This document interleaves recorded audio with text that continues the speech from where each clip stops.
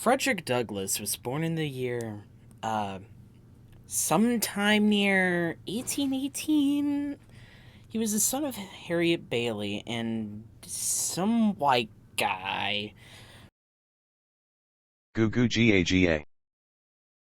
Frederick Douglass was separated from his mother at an early age, and for his first few years, Frederick Douglass sees his aunt get brutally whipped by the masters. This makes him sad. At the age of 6, he was sent to St. Michael's, Maryland, to live under Colonel Lloyd's plantation.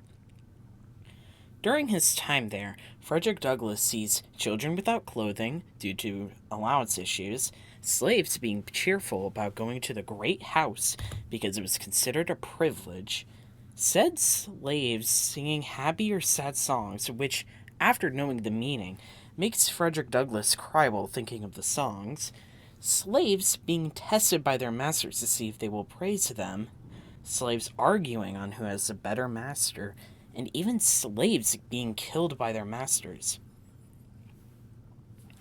At the age of 8, Frederick Douglass is sent to live with Hugh Auld in Baltimore, who is known to be a kinder master than Colonel Lloyd.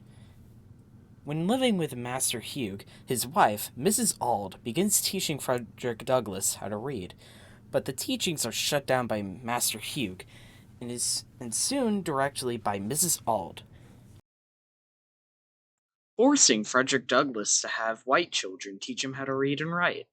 After acquiring a book and talking to some Irishmen, Frederick Douglass is sparked with ideas of freedom.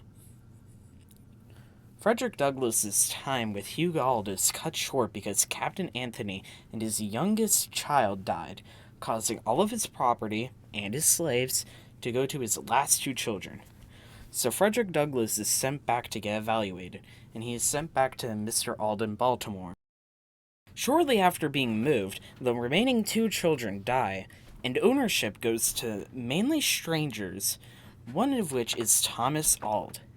And because Master Thomas and Mr. Auld had a falling out, Frederick Douglass was moved to live with Thomas Auld in 1832.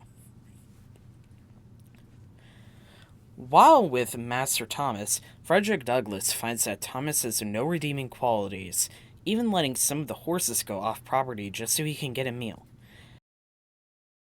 Because of this, Master Thomas decides to put Frederick Douglass to live with Mr. Covey, which brings us to Chapter 10. Speedrunning time! In the first week, Frederick Douglass gets whipped by Covey for having trouble with oxen. Frederick Douglass gets broken at the halfway point. He gets burnt out on a hot day, gets hit, walks all the way to Master Thomas's plantation to beg to be removed, gets sent back, is given a superstitious root by a slave, returns, gets into a fight with Mr. Covey a day later, wins. At the year mark, he's sent to William Freeland, starts a reading class, attempts to escape, fails, gets sent to prison, gets taken by Mr. Auld, lives with him for a while, and then he finally escapes slavery and goes to New York. Whew.